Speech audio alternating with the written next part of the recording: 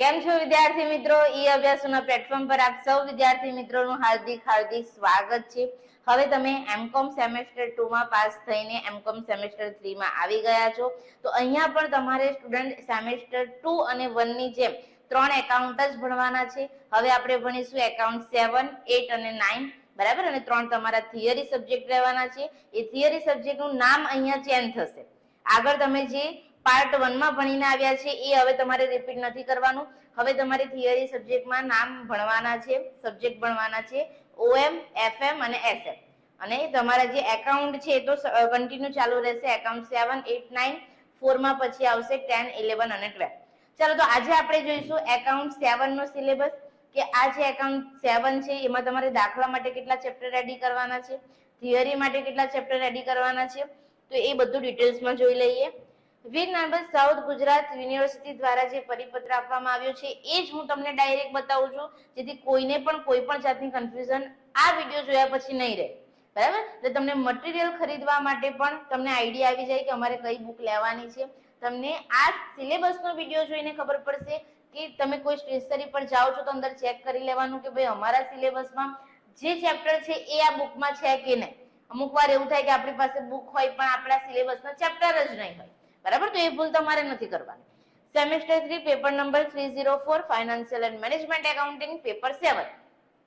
તો student, syllabus effective from academic year 2021-22, મતલબ કે 2021-22 માં આ જે સિલેબસ છે એ ચેન્જ થયો હતો, ત્યાર પછી કોઈ પણ પ્રકારનો ચેન્જીસ નથી. એટલે તમને કોઈના પણ દ્વારા કોઈ પણ કહેવામાં આવે, કઈ પણ વસ્તુ કહેવામાં આવે કે ભાઈ સિલેબસ બદલાયો છે, તો એ તમારે અત્યારે સાચું માનવાનું નથી. જ્યારે વીએનએસયુ નો પરિપત્ર આવશે ત્યારે તમને લેટેસ્ટ અપડેટ આપી દઈશું, પણ આપણે અત્યારે જે જૂનું છે એ જ કન્ટિન્યુ કરવાનું છે. ચાલો તો જોતા જઈએ. જે ચેપ્ટર છે ચેપ્ટર તરફ ધ્યાન આપજો અહીંયા. ઓકે, પહેલું યુનિટ છે તમારું cost volume profit analysis and break even analysis, બરાબર? તો અહીંયા તમારા ચેપ્ટરનું નામ થવાનું છે, એક સેકન્ડ, તમારા ચેપ્ટરનું નામ લખતા જજો સ્ટુડન્ટ, પડતર જથ્થા નફા વિશ્લેષણ. તમારા ચેપ્ટરનું નામ અહીંયા થશે પડતર જથ્થા નફા વિશ્લેષણ. આ તમારું ટોટલી દાખલાનું ચેપ્ટર રહેવાનું છે. મોસ્ટ ઇમ્પોર્ટન્ટ ચેપ્ટર છે. જોઈ શકો છો અહીંયા લખેલું પણ છે પ્રેક્ટિકલ, અને એનું વેટેજ આપેલું છે તમને 35%. એટલે સ્ટુડન્ટ અહીંયાથી નહીં હોય તો તમને 17 થી 18 માર્ક્સનું પૂછાશે. ખૂબ જ મહત્વનું ચેપ્ટર છે આપણા માટે. અને એક ખુશીની વાત એ છે કે એકાઉન્ટ 7 માં દાખલાના 2 ચેપ્ટર અને થિયરીના 2 ચેપ્ટર, દાખલાના પણ 2 ચેપ્ટર અને થિયરીના પણ 2 ચેપ્ટર.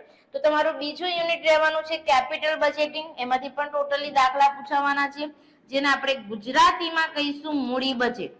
તો જે વિદ્યાર્થી મિત્રોએ આપણો કોર્સ પરચેસ કરેલો હશે, તમે કોર્સ પરચેસ કરશો એટલે તમને એમાં આ રીતે લાઈનસર ચેપ્ટર દેખાઈ જશે. પડતર જથ્થા નફા વિશ્લેષણ, મૂડી બજેટ, બધું. અને થિયરીના ચેપ્ટરમાં થિયરી પણ મૂકેલી જ છે. ઓકે, તો આ પણ 35% વેટેજ છે, એટલે અહીંયાથી પણ 17 થી 18 માર્ક્સનું તમને પૂછાઈ જવાનું છે. ચાલો, હવે એમાં કયા કયા સબ પોઈન્ટ છે એ પણ લખેલું છે, તો એ પણ તમે બુકમાં કમ્પેરિઝન કરી શકો. ચાલો, યુનિટ નંબર 3 છે time value of money. Specially થિયરીનું ચેપ્ટર છે, થિયરી જ આવશે, આમાંથી કોઈ દાખલા નથી પૂછાવાના. અને એનું ગુજરાતી થાય છે નાણાંનું સમય મૂલ્ય. નાણાંનું સમય મૂલ્ય 15% વેટેજ છે, એટલે અહીંયાથી આપણે ગણીએ તો 7 થી 8 માર્ક્સનું પૂછાશે. નંબર 4 છે કોર્પોરેટ સોશિયલ રિસ્પોન્સિબિલિટી, જેનું ગુજરાતી થશે જોજો, થિયરી જ પૂછાવાની છે, ટૂંકમાં એને કહીશું CSR, અને ગુજરાતીમાં એનું નામ થશે સ્ટુડન્ટ કોર્પોરેટ સામાજિક જવાબદારી. જે ગુજરાતી મીડિયમના સ્ટુડન્ટ છે એ ખાસ ગુજરાતી નામ લખી લેજો, કારણ કે તમને આઈડિયા નથી આવતી કે મેડમ આ ચેપ્ટરને શું કહેવાય. અમુક વાર બુકમાં હોય છતાં પણ ફોન કરીને પૂછતા હોય છે કે મેડમ આ સવાલનો આન્સર, બરાબર? તો લખી લેજો ખાસ. ઇંગ્લિશ મીડિયમના જેટલા પણ વિદ્યાર્થીઓ છે એમને પણ આજનો વિડીયો હેલ્પફુલ રહેવાનો છે, કારણ કે તમને પણ સિલેબસ મળી જશે, તમને પણ મટીરિયલ ખરીદવામાં બેનિફિટ થશે. તો હવે ક્લિયર છે બધાના? દાખલાના કેટલા ચેપ્ટર? 2 ચેપ્ટર છે, પડતર જથ્થા નફા વિશ્લેષણ અને મૂડી બજેટ. અને થિયરીના 2 ચેપ્ટર રહેવાના છે, નાણાંનું સમય મૂલ્ય અને કોર્પોરેટ સામાજિક જવાબદારી. બોલો, હવે કોઈને એકાઉન્ટ 7 માં કન્ફ્યુઝન હોય તો બોલો. ક્લિયર છે ને? ચાલો, તો આજનો વિડીયો લેક્ચર અહીંયા જ હું કમ્પ્લીટ કરું છું. Thank you.